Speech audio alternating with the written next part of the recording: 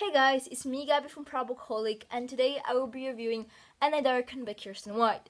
This is probably one of the hardest books to make a review on because it's so complicated to explain and to be able to formulate my thoughts and opinions on this book. This is probably the 10th, maybe 15th time I am attempting at doing this video. So basically today I'll be doing a no-spoiler review where I will be telling my opinion, thoughts, beliefs, ratings of this book. And if you haven't read it, you're more than welcome to stay tuned. And if you have never heard of this book, it's even better. I gave it 4 out of 5 stars. I thought that there were some really great points, but some that weren't that great. And now let's dive into them.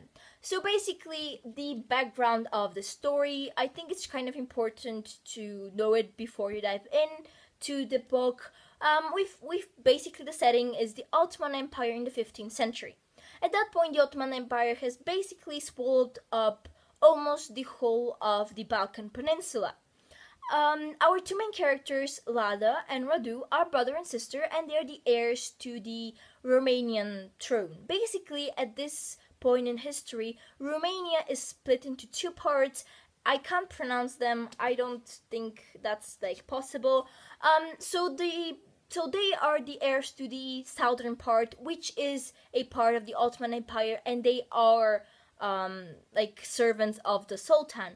Basically, because their father kind of switches sides, he decides that he is on the Sultan's side, and then he aligns with Hungary or the Pope or something like that. The Sultan decides that it will be best if Lada and Radu go to his capital in order for them to be educated there. Basically, they are as leverage in the Ottoman Empire so that their father does not switch sides again. This point in the book, they are about 11 years old, I think, and it's really interesting to see how they both perceive their home, their father, their absence of a mother. And yeah, I did enjoy how their relationship was kind of dark. It's really hard for them to express their feelings, especially for Lara, but I'll go into that in a second. So basically, that's how the book begins. After that, they live in the Ottoman Empire for a while, and their things start to change, and it's really interesting how, because of their different personalities, they accept and are able to process this change in a very different way. So Lara, even though she's a princess, she, from a very early age, she plays with boys, she fights and she bites and she makes people cry. She thinks that the best way to approach other people is to make them fear you. And she does a pretty good job of that.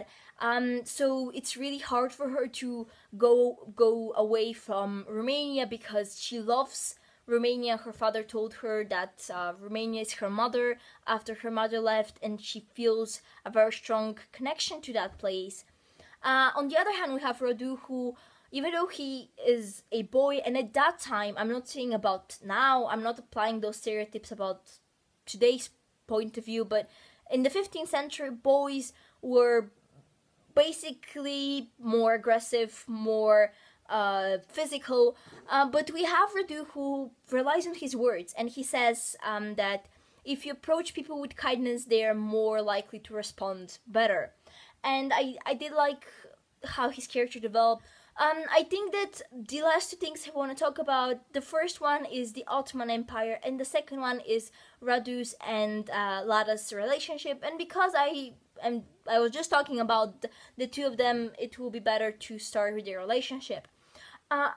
Before I started reading this book, I had heard that their relationship is really interesting, and I had this idea of how they will be unstoppable and they will be best friends and they will be able to abstain anything as long as they are together. But that is not at all what the story is actually about.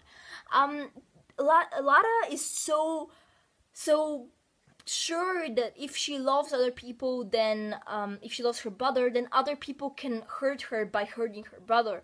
So she doesn't want to show that she actually loves him, that she actually cares for him. So their relationship is really, really strange, and with time they drift apart and then they begin talking to each other again.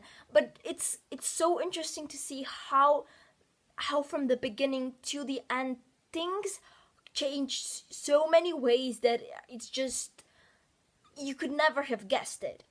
The romance in this book is actually quite connected to their friendship, to their sister brother siblinghood. Actually, the romance was done really, really well, and because we see such a big span of their life, we are actually able to understand the feelings and the relationships that they develop towards other people. Like, I'm not talking only about romantic relationships, but I'm talking also about friendships and enemies and stuff like that.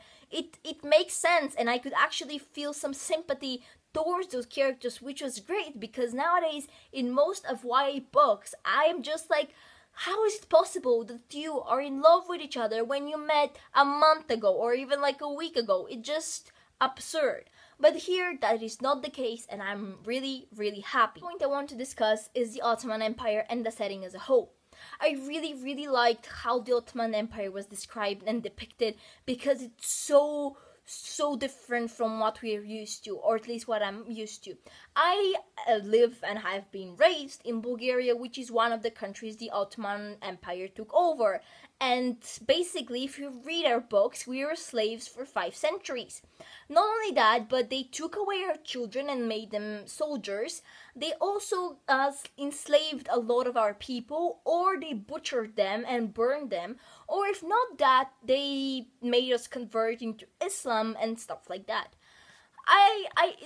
I'm not a historical person. I can't tell you what really happened.